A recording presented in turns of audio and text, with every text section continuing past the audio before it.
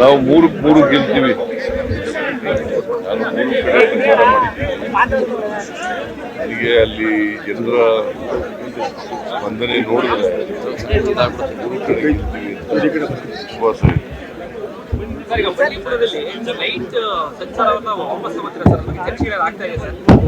ಬಂಡೀಪುರದಲ್ಲಿ ರಾತ್ರಿ ಸಂಚಾರವನ್ನ ಮತ್ತೆ ಅವಕಾಶ ಕೊಡುವಂತ ಸಾಧ್ಯತೆಗಳಿದೆ. ಡಿ.ಕೆ. ಶಿವಕುಮಾರ್ ಪ್ರಸ್ತಾಪ ಮಾಡಿದ್ದಾರೆ. ಅದೇನು ಆ ಥರದ ಪ್ರಸ್ತಾವ ಇಲ್ಲ, ಆ ಥರದ ಚರ್ಚೆನೂ ಆಗಿಲ್ಲ, ಪ್ರಸ್ತಾವನೂ ಇಲ್ಲ. ಯಾರು ಡಿ.ಕೆ. ಶಿವಕುಮಾರ್ ನನಗೆ ಅವರಿಗೆ ಕೇಳಿ, ಯಾರು ಹೇಳಿದ್ರು ಅವ್ರನ್ನೇ ಕೇಳಬೇಕು. ನನಗೆ ಗೊತ್ತಿನ ಮಟ್ಟಿಗೆ ಸರ್ಕಾರದ ಮುಂದೆ ಯಾವುದೇ ಪ್ರಸ್ತಾವ ಇಲ್ಲ, ಚರ್ಚೆನೂ ಆಗಿದೆ.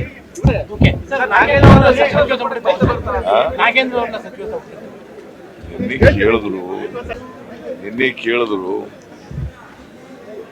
ನಾನು ಹೇಳಿದೆ ನೋಡೋಣಪ್ಪ, ಚುನಾವಣೆ ಎಲ್ಲ ಮುಗಿದಿದೆ, ಪರಿಶೀಲನೆ ಮಾಡಿ ಪುನರ್ರಚನೆ ಮಾಡುವ ಸಾಧ್ಯತೆ ಇದೆ.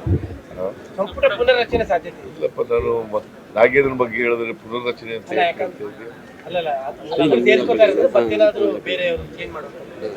ಸರ್, ಈಗ ಸರ್ ನಿನ್ನೆ ಮಹಾರಾಷ್ಟ್ರದ ಚುನಾವಣೆಯಲ್ಲೂ ಕೂಡ ಪ್ರಧಾನಮಂತ್ರಿಗಳು ಮತ್ತೆ ಕಾಂಗ್ರೆಸ್ ಮೇಲೆ ಅಟ್ಯಾಕ್ ಮಾಡಿದ್ರು. ರಾಜ್ಯ ಕಾಂಗ್ರೆಸ್ ಮೇಲೆ ಕಾಂಗ್ರೆಸ್ ಅವರು ಹಗಲು ಲೂಟಿ ಮಾಡ್ತಾ ಇದ್ದಾರೆ. ಕರ್ನಾಟಕದಲ್ಲಿ ಸುಳ್ಳು ಹೇಳ್ಕೊಂಡು ಅಧಿಕಾರಕ್ಕೆ ಬಂದು ಹಗಲು ಲೂಟಿ ತೊಡಗಿದ್ದಾರೆ. ಈಗ ಬಿಜೆಪಿ ಮೇಲೆ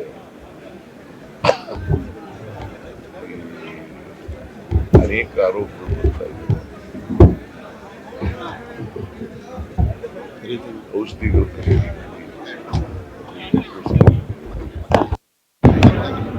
ಪುನಃ ಅವರು ವರದಿ ಕೊಟ್ಟಿದ್ದಾರೆ. ವರದಿ ಪ್ರಕಾರ ಏನಾಗಿದೆ, PPE ಕಿಟ್ ಎಲ್ಲ ಪರ್ಚೇಸ್ ಮಾಡಿ, ಏನು ಹೇಳ್ತಾರೆ, PPE ಕಿಟ್ ಪರ್ಚೇಸ್ ಮಾಡಿದ್ದಾರೆ. ಅದು 2,140. ಅದು ಸಿಗ್ತಾ ಇರ್ತಕ್ಕಂಥದ್ದು 330 ರೂಪಾಯಿಗೆ ಸಿಗುತ್ತೆ. ಅಷ್ಟೊಂದು ಪರ್ಚೇಸ್ ಮಾಡಿದ್ರು. ಅದಕ್ಕೆ ಏನು ಹೇಳ್ತಾರೆ ನರೇಂದ್ರ ಮೋದಿ ಹೇಳಿದ್ರ,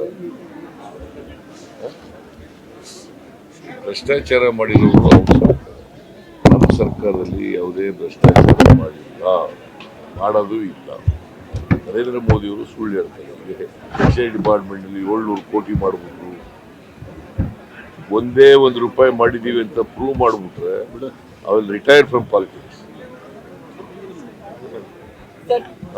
ಅವ್ರು ರಿಟೈರ್ ಆಗ್ತಾರ? ಅವ್ರು ಪ್ರಧಾನಮಂತ್ರಿ ಕೆಲಸ ಬಿಡ್ತಾರ? ಸುಮ್ಮನೆ ಏನೋ ಸುಳ್ಳು ಹೇಳೋದು. ಒಬ್ಬ ಪ್ರಧಾನಮಂತ್ರಿಯಾಗಿ ಸುಳ್ಳು ಹೇಳಕ್ಕೂ ಒಂದು ಇತಿಮಿತಿ ಇರ್ಬೇಕಲ್ಲ. ಅದನ್ನೇ ಮಾತಾಡ್ತಾರೆ ಅವರು.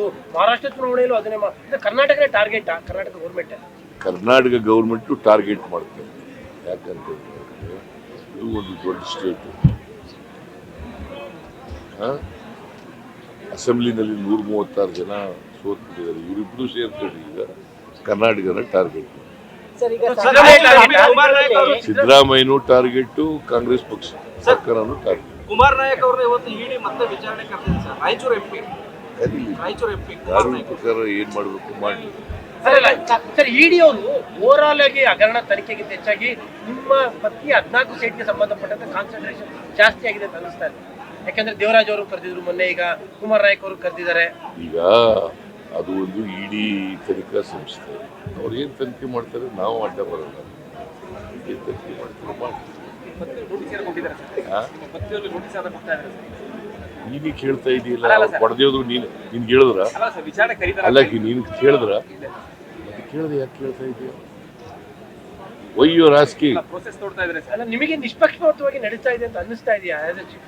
ಈಗ ನಾನು ಏನು ಹೇಳಲ್ಲ, ಅದ್ರ ಮೇಲೆ ಕಾಮೆಂಟ್ ಏನು ಮಾಡಲ್ಲ. ಬಟ್ ಇಡೀ ಮೂಢ ಕೇಸ್ಗಳು ಎನ್ಕ್ವೈರಿ ಮಾಡ್ತಿರೋದು ಸುಳ್ಳು ಕೇಸ್ಗಳನ್ನು ಮಾಡ್ತಾರೆ. ಸರ್, ಜಮೀರ್ ಅಹಮದ್ ಹೇಳಿದಂತ ಪದ ನಿಮ್ಗೆ ಏನಾದರೂ ಫಲಿತಾಂಶ ದೃಷ್ಟಿಯಿಂದ ಸಮಸ್ಯೆ ಆಗ್ಬೋದು? ಅವ್ರು ಕ್ಲಾರಿಫಿಕೇಶನ್ ಕೊಟ್ಟಿದ್ದಾರೆ, ನಾವೇನು ಮಾತಾಡೋದು.